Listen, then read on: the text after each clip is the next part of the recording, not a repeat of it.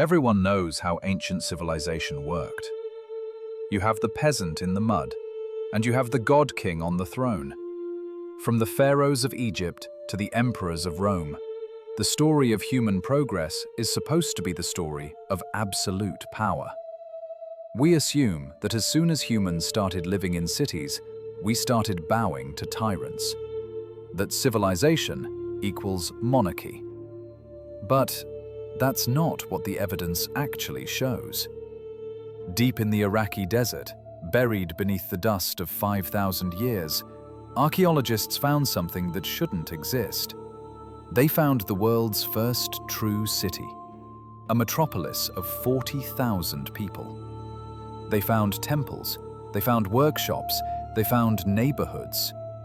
But they couldn't find the one thing that was supposed to run it all. They couldn't find the palace. This is no history. And today, we're going to find out who really built the ancient world. I grew up with the same history books you did, and the narrative was always the same. It went like this. Humans were simple hunter-gatherers living in small, egalitarian tribes. Then, we discovered agriculture. We settled down. Populations exploded. Life got complicated. And because life got complicated, we needed someone to take charge. We needed a strong man to organize the irrigation, to distribute the grain, to defend the walls. We traded our freedom for security. We invented the king. And that, we are told, is how civilization began. It makes perfect sense. It appeals to our logic. After all, look at the monuments that survived. The ziggurats, the pyramids, the palaces. These were built by absolute monarchs, with absolute control over labor. When I walked through the British Museum or the Louvre, every artifact seemed to scream one message. Power concentrates. Complexity requires hierarchy. I accepted this. I assumed that democracy and assemblies were rare inventions that the Greeks came up with thousands of years later. But then, I started looking at the dates. The timeline of monarchy doesn't match the timeline of cities. There is a gap, a massive 1,000-year gap. And inside that gap lies a completely different story about human nature. To understand this, we have to go back to the beginning, to Uruk. Around 3,500 BCE, Uruk wasn't just a town. It was the New York City of the ancient world. It covered 2.5 square kilometers. It had a population that rivaled enormous medieval capitals. When German archaeologists began excavating Uruk in the early 20th century, they knew exactly what to look for. They were looking for the seat of power, the royal palace, the home of the man who ran all of this. They dug into the E Anna precinct, the very heart of the city.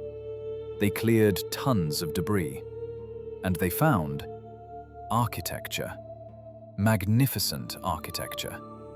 They found massive temples to the goddess Inanna. They found colossal walls decorated with intricate cone mosaics. But here is the contradiction. We know Uruk had leaders. We see images of a priest-king figure, a man in a net skirt, hunting lions and leading rituals. But unlike later eras, this leader didn't have a fortress. None of these buildings was a private royal residence. None had the restricted access or throne rooms you see in later palaces.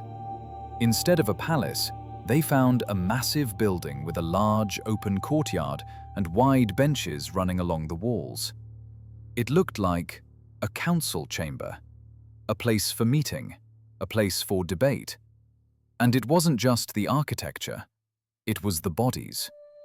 In later periods, like the royal graves of Ur, you find kings buried with heaps of gold, weapons, and sometimes sacrificed servants. But in the early layers of Uruk, nothing. No royal tombs, no super elite burials. The evidence from the ground was screaming a question. Here was a society complex enough to build the world's first metropolis, but the leader didn't live apart from the people.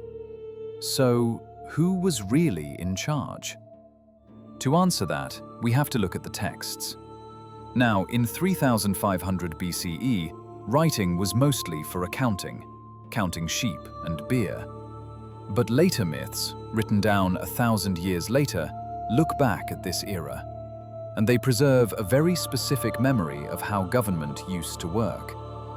The Epic of Gilgamesh is famous as a story about a hero king. But if you read the earliest versions carefully, Gilgamesh isn't an absolute dictator. When Gilgamesh wants to go to war, he can't just order it. He has to ask permission. First, he goes to the Assembly of Elders, the city senate. They say no. They vote against the war.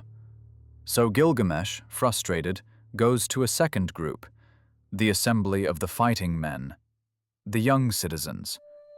They vote yes, and only then does the war happen. This doesn't look like autocracy. This looks like a bicameral Congress. The textual evidence supports what the architecture told us. The earliest leaders of Uruk bore the title En, a high priest or manager. But as time went on, a new title appeared alongside it. Lugal, literally, big man. Many historians believe the Lugal wasn't originally a permanent office. It was a job description. When the city was in danger, the assembly would pick a big man to lead the army. The theory is that he had power for the duration of the crisis, and when the crisis was over, he was supposed to go home. It brings to mind the Roman dictator Cincinnatus returning to his plow. But in Mesopotamia, this wasn't a myth. It may have been the operating system for centuries. And Uruk wasn't an exception. This was the pattern. Travel 2,000 miles east to the Indus Valley civilization. Places like Harappa and Mohenjo-Daro. These cities flourished for 700 years. They had sewage systems that rivaled Rome. They had standardized weights and measures that were accurate to the millimeter. But in 7 centuries of excavation, archaeologists have found 0 palaces, 0 royal tombs, 0 statues of glorified rulers. What they found instead was uniformity. The houses were remarkably similar in size. The wealth was spread out. It seems these massive, complex societies weren't built by kings. They were built by councils, by guilds, by assemblies. Humanity's first instinct wasn't to bow down, it was to collaborate.